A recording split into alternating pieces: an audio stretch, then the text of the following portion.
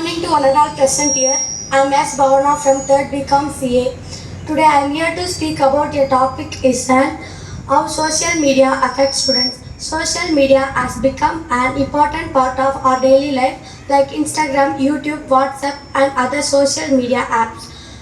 It helps us communicate, and communicate, learn new things and connected with the world.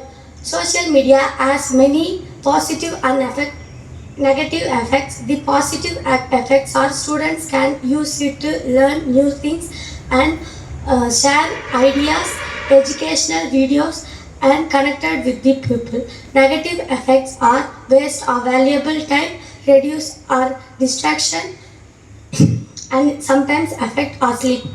So the problem is not social media itself, how we use it. Let remember as one simple thought, social media as a tool for your growth, not as a reason for your distraction. Thank you.